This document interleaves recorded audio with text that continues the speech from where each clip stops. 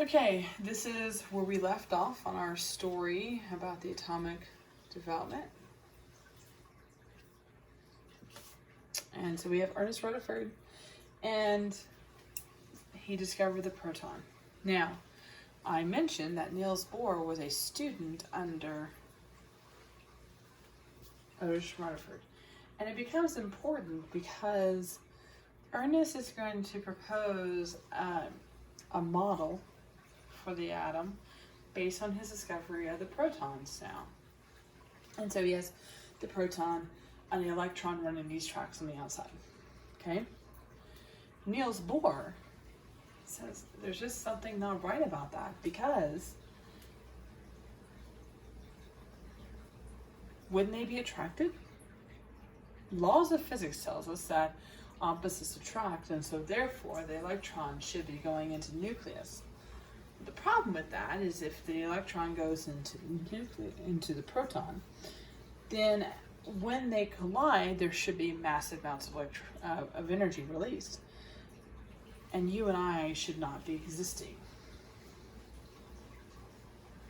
And we exist. So there has to be something more to this. So, I'm going to be talking about some different scientists at the time who all start coming in about the same time. We're going to have this huge, massive development of ideas in the 1900s.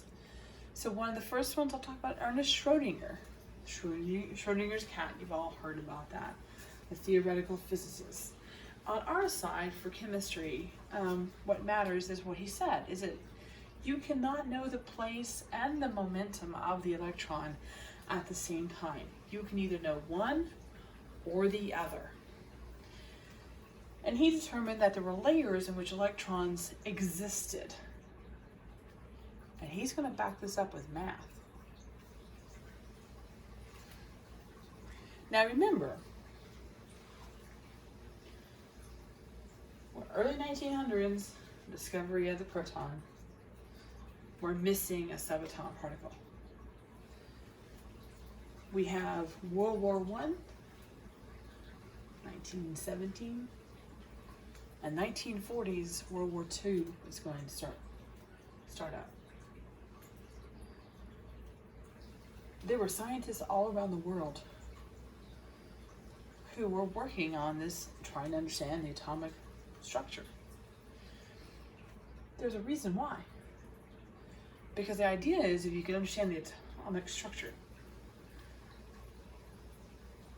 you could end up with energy for the world. Clean energy. But that energy could also be used to make the ultimate weapon. In 1932, a gentleman by the name of James Chadwick finally posted his results.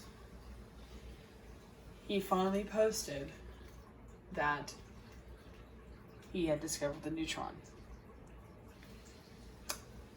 He knew this little piece of the pie would enable them to make the ultimate weapon. He was trying to get ahead of Germany because they knew that Germany was already developing it. They were already working on it. Just a little note in history, he actually ends up with insomnia the rest of his life due to his discovery, because he knew that was the last piece needed in order to develop the atomic bomb. So we give credit to James Chadwick. He is important. He discovers the neutron in 1932. They have no charge, but they have basically the same mass as a proton.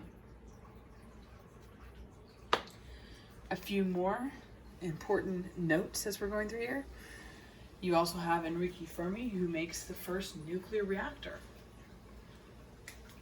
Fermi Labs is up in Chicago area. Contribute to the quantum model because he was better able to understand what was going on with the chain reactions. Ernest Lawrence comes up with the first cyclotron. It is a predecessor to the Large Hadron Collider that's being used to make new elements. The reason the Large Hadron Collider is important is because it helps us understand how atoms come together. It helps us understand which ones are stabilized, because there were a lot of times that we thought we understood, and when we did a reaction, it didn't go the way we expected it to. It didn't decay in the manner we expected it to. There were some things learned through the work of nuclear chemistry. Blip on the radar, Svente-Nath Bose found and proved the existence of subatomic particles, the Bose particle. And then Peter Higgs came up with the Higgs boson, God's particle, supposedly explained why there is matter and mass. There are quarks. We don't really get to talk about that much at this level, but we're basically discovering more and more about the atom.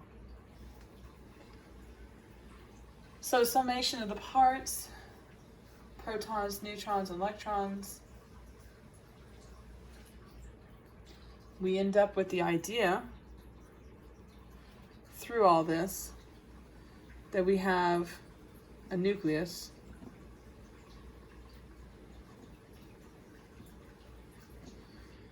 so in my nucleus I have protons and I have neutrons, and then on the outside I have electrons. And we're going to talk a little bit more about what we now understand in regards to the atomic structure and how we now can see or visualize what the atoms really look like. Until next time.